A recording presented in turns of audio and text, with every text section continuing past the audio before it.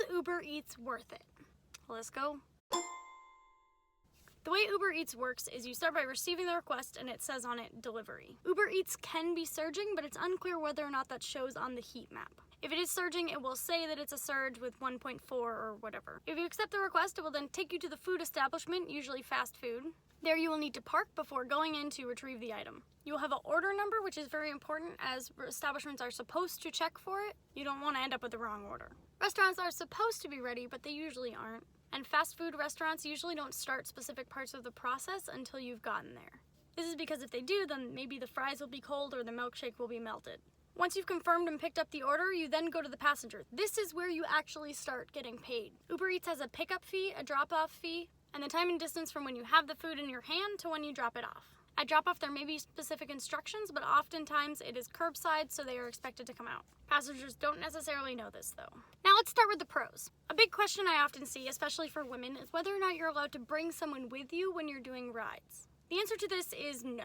That person has not been vetted by Uber, so it is a huge liability. It also makes passengers uncomfortable, means that you have one less available seat, and it will get you deactivated as soon as it's reported. When driving passengers, you are allowed to bring dogs, but it's not necessarily recommended. But with Uber Eats, you can bring your husband, your dog, your kids, no one cares. So that's better because a lot of people will feel safer, but it's also nice for working parents who want to make some money while they're watching their kids.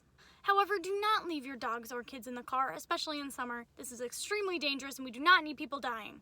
Although some passengers don't want to talk, most of them do. So a big pro for Uber Eats is that you don't really have to talk to people. None of that awkward small talk, no answering the same questions a million times about how long you've been driving, whether you have another job, blah, blah, blah. This is especially good for people who have anxiety disorders or just aren't very social, people who aren't very comfortable with their English skills, people who are deaf or hard of hearing. Minimal communication is the #1 reason I see that people enjoy Uber Eats. Occasionally you'll get some free food. Sometimes the person that you're supposed to drop off doesn't grab it, or sometimes there's a long wait time at the restaurant and they feel bad. McDonald's will almost always give me a free coffee around 3 a.m. So if you don't have a super particular diet or anything, that can definitely be a pro. On Uber Eats, you can sometimes get multiple orders to pick up, which is awesome. You only get 1 pickup fee, but you still get 2 drop-off fees, and you're paid for the entire trip from the pickup to the last drop-off. So the passengers are only paying for the mileage between each order. Customer 1 is paying for pickup to their drop-off. Customer 2 is paying for drop-off there to their drop-off, etc., etc. An additional pro is that the ratings and comments are separate from passenger rides. They are also as I think ratings should be. They are thumbs up and thumbs down. This is great because if you're someone who really cares about your rating, it's not going to negatively impact it if you have a bad day on Eats. Now the cons, which people definitely talk about a lot more than the pros. There is a lot of waiting. Waiting at the restaurant, waiting for the passenger to answer their door or come out to the car. As someone who doesn't like waiting, this is particularly a nuisance for me. People rarely tip on Uber Eats. This is both because people rarely tip delivery drivers in general, but it's also because Uber Eats is really bad at actually showing the tipping pop-up. Like if you think Uber is bad, which it is, Eats is even worse. When they do tip, it's really not much. It usually sucks for the restaurant workers, especially if their server is working a server wage.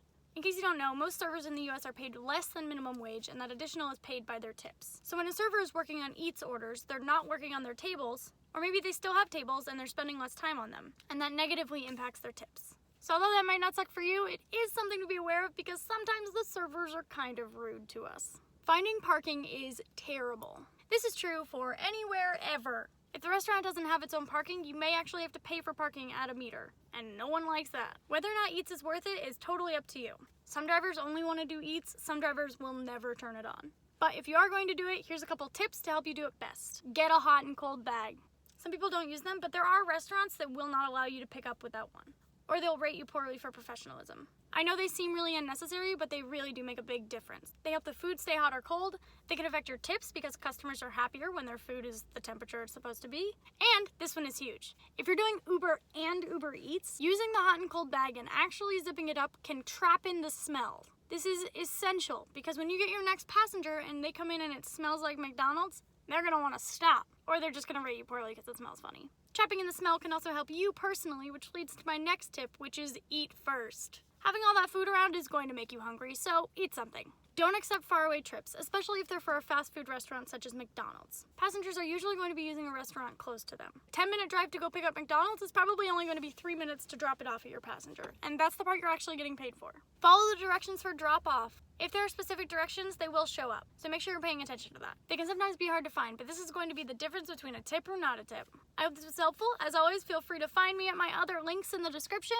Please don't find me in other ways besides those links. Questions and comments are always encouraged, and I will see you next time.